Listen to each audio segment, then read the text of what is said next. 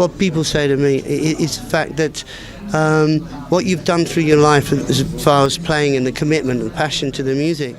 For decades, Jimmy Page was the silent master of rock and roll, the architect behind Led Zeppelin.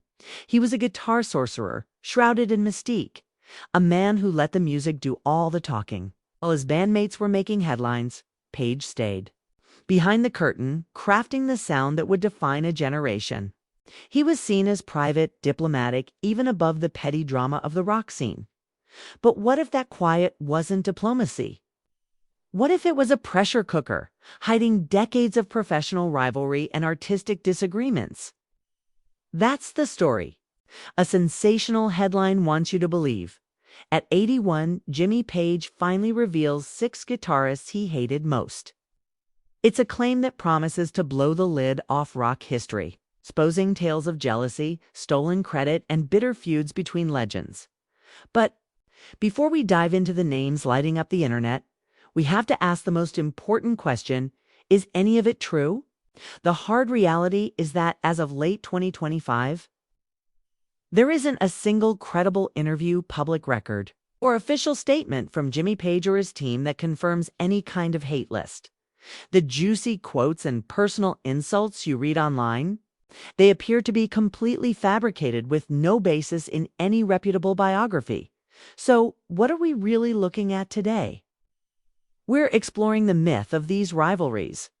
We're digging into the very real competition, the clashing musical philosophies, and the intense pressures of the 60s and 70s rock world that fueled all this speculation. This is a journey to separate rock and roll folklore from documented history and to understand why these 6 names, above all others, became tangled in the legend of Jimmy Page's supposed fury. Let's uncover the truth behind the 6 guitarists Jimmy Page was rumored to despise, the loudest rumor of them all, the one that's echoed through rock history for over 50 years, is the supposed feud between Jimmy Page and Eric Clapton. It's been painted as a silent war for the soul of British blues, starting long before anyone knew their names. The story goes that Page secretly resented Clapton, seeing him as a media darling who was unfairly crowned the king. The most vicious legend has Page privately calling Clapton, a blues museum curator, a guitarist, stuck, preserving the past instead of inventing the future. While that killer quote is almost certainly fake, the rivalry itself was born in the competitive London scene of the mid-60s. A handful of brilliant young guitarists were all clawing for the same session jobs and the same shot at stardom. Page and Clapton were at the very center of it all. Both were young, ambitious, and obsessed with American blues. But their ideas about music were already heading in wildly different directions. Clapton, already a star with the Yardbirds, was hailed as a genius. Fans were literally spray painting Clapton as God on walls. He was a purist, devoted to faithfully channeling blues masters like B.B. King. Page, however, was a studio wizard, a session musician whose vision went way beyond imitation. He didn't see the blues as a sacred text to be preserved. He saw it as a launchpad for something heavier, grander, and completely new. This is where the rumored bad blood really starts. Legend has it that Page felt Clapton was being celebrated for playing it safe, while his own more experimental work was being ignored. But the documented history is a lot more complicated and less hateful. They were actually friends for a time, arch buddies as Page once described them. When Clapton quit the Yardbirds, he was the one who recommended Page to replace him, an offer Page turned down out of loyalty to his friend. Their biggest and most verifiable falling out was over business. Page had produced some jam sessions with Clapton, and a record label manager released the tapes without Clapton's full permission. This broke their trust and definitely strained their friendship. So, did Jimmy Page truly hate Eric Clapton? The evidence says no. But did he see him as his artistic opposite or conservative in a revolutionary's world? That's very likely. The story of Page's disdain for the blues museum curator is a dramatic, tall tale spun from a real, complex relationship. It wasn't a battle of hate, but a battle of philosophies, preservation versus innovation. If the rumored feud with Clapton was about the blues, the tension with Keith Richards was a clash of rock and roll religions. This wasn't about who played the fastest solos. It was a war over what a rock band should even be. You had Richards, the pirate king of raw, riff-based, gut-punch rock and roll. And on the other side, you had Page, the meticulous architect of layered, complex, almost symphonic rock. The rumors paint a picture of quiet, mutual disrespect. Richards, who has never been shy with his opinions, has made his feelings about Led Zeppelin pretty clear over the years. He's famously called their sound hollow and criticized John Bonham's powerhouse drumming, suggesting the band didn't have the same kind of groove as the Stones. He reportedly once joked that Led Zeppelin was aptly named because their music often felt like a lead balloon to him. These weren't just stray comments. They were public digs at Page's entire life's work. According to the Wilder stories, Page took these jabs personally. One unverified tale claims Page confronted Richards backstage in 1973, telling him to stop stealing my moves.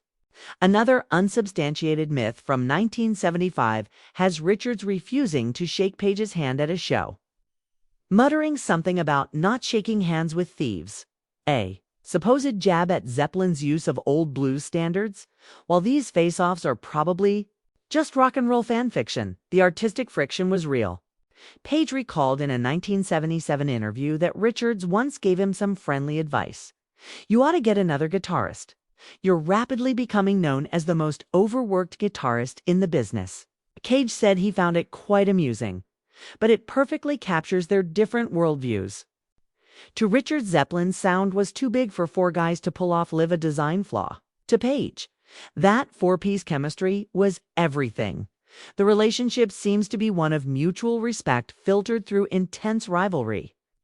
Page has complimented Richards' playing, and Richards has called Page one of the best, even while knocking his band's sound. The hatred is just a dramatic rewrite of this artistic divide. Richards saw Zeppelin's complex arrangements and mythic imagery as pompous and theatrical. Page, who saw himself as a composer pushing rock's boundaries, likely saw the Stones' less is more approach as a little too simple. There's no evidence of a real vendetta. We just see two kings of rock, each ruling their own universe, looking at the other's work with a mix of respect and total bewilderment. The story of Jimmy Page and Jimi Hendrix is the most tragic and speculative of them all.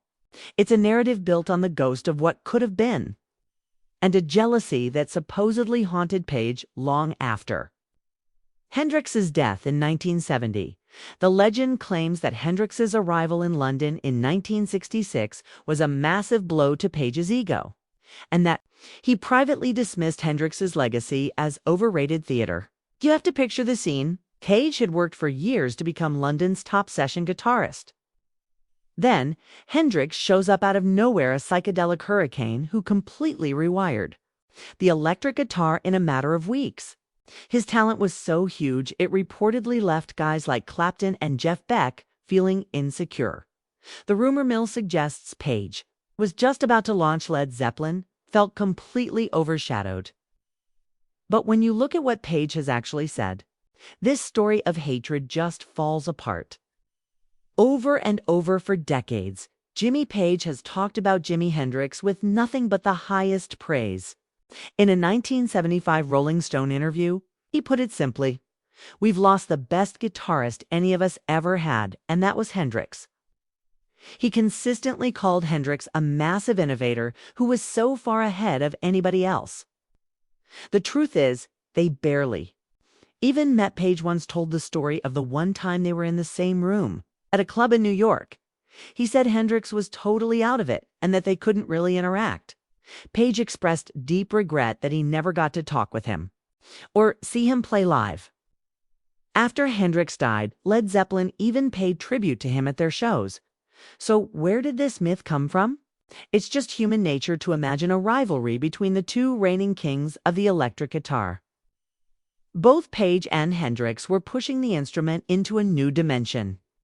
Page was pioneering heavy riffs and using a violin bow, while Hendrix was mastering feedback and the wah-wah pedal to create sounds from another planet for a brief, brilliant moment. They were the two brightest stars in the sky. The narrative of Page's secret hatred for Hendrix is a complete fabrication, invented to create drama where there was none. The real story isn't one of rivalry, but of parallel genius to innovators who forever changed music and left behind a legacy that fans will compare and debate forever. These stories of rock rivalries are legendary. But as we're seeing, the truth often gets buried under years of myth. If you love digging into the real stories behind the music and separating fact from fiction, make sure you hit that subscribe button and ring the notification bell. We explore rock history every single week, and you don't want to miss what's next. Let us know in the comments which legendary rock rivalry fascinates you the most. The rumored rivalry between Jimmy Page and Deep Purple's Ritchie Blackmore is like a Cold War. It wasn't fought in interviews, but in the thunder of their amps and the minds of their fans. As the two leading guitar gods of 70s hard rock, their bands, Led Zeppelin and Deep Purple, were in a head-to-head battle for the crown. The sensational version of the story claims this feud was personal for Page.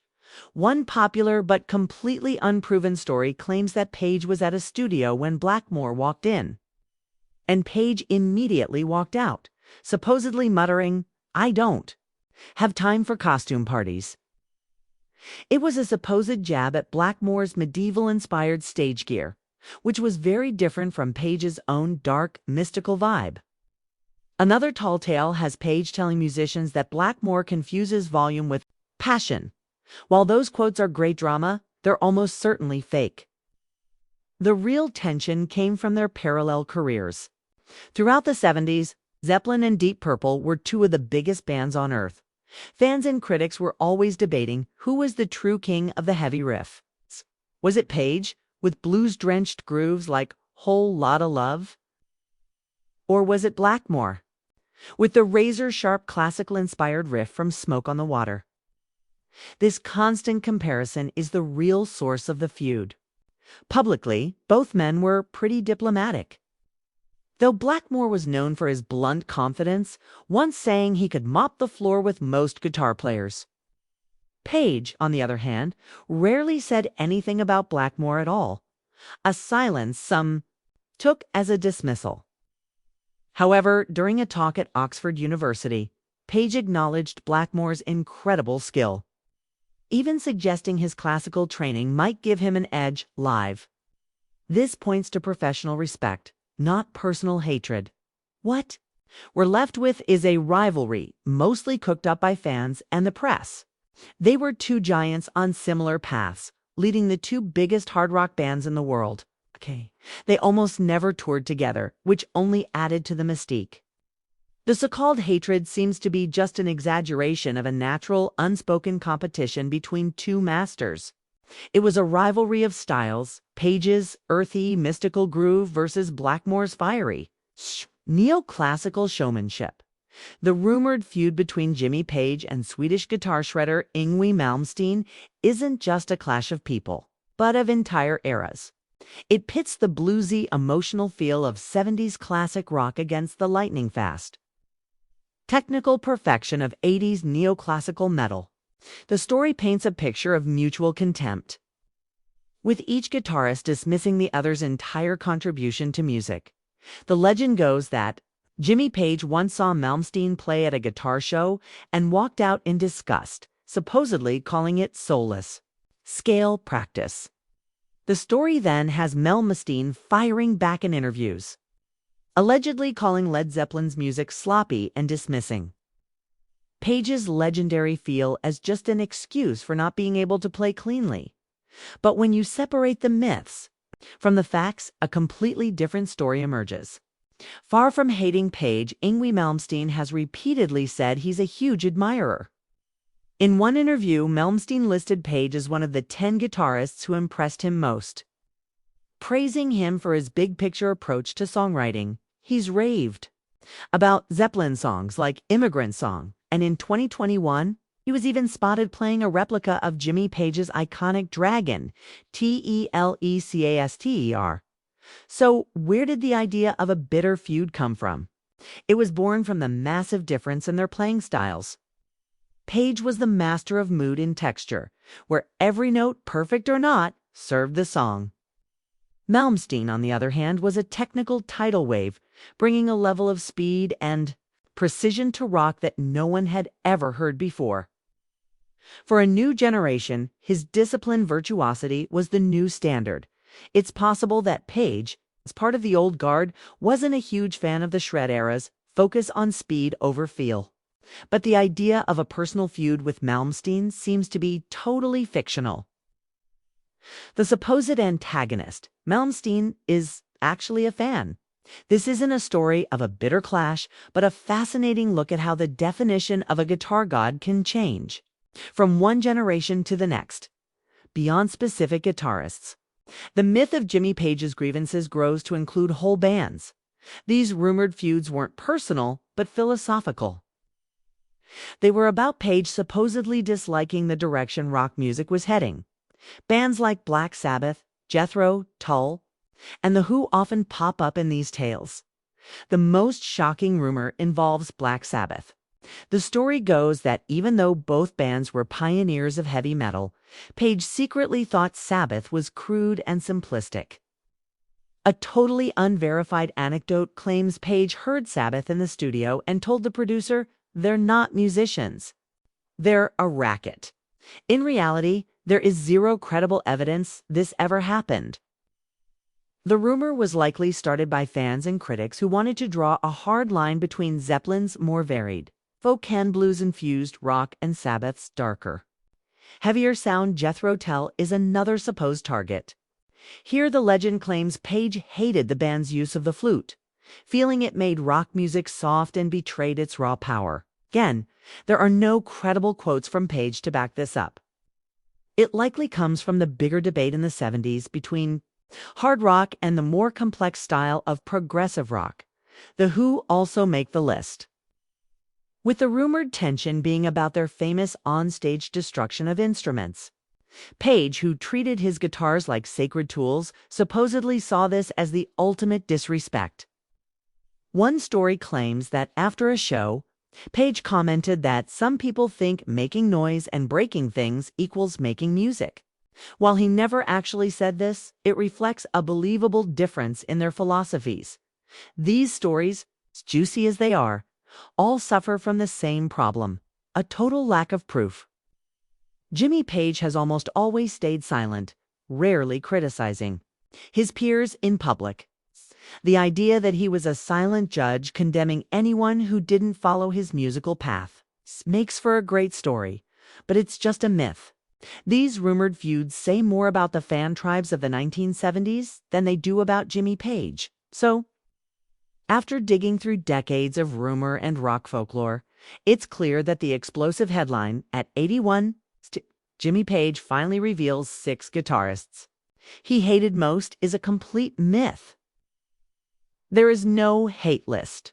The vicious quotes, the stories of backstage confrontations, they all appear to be the stuff of legend, not history. So why do these myths stick around? 'Cause the real story is about the great artistic battles that defined an entire era. The rumored feud with Eric Clapton was about the soul of the blues.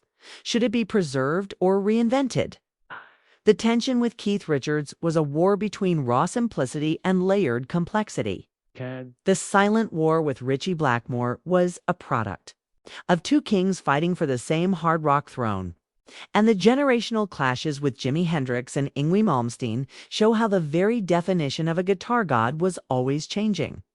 Jimmy Page's public image has always been that of a reserved, intensely private artist who let his music do the talking. He wasn't a man consumed by hatred.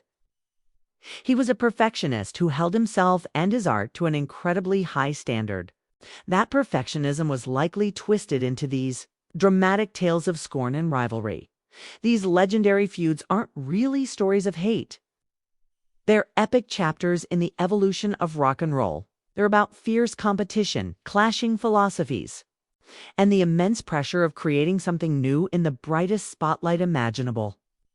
The myth of Jimmy Page's hate list is exciting, but the truth tells us so much more about the man, his music, and the world he helped create.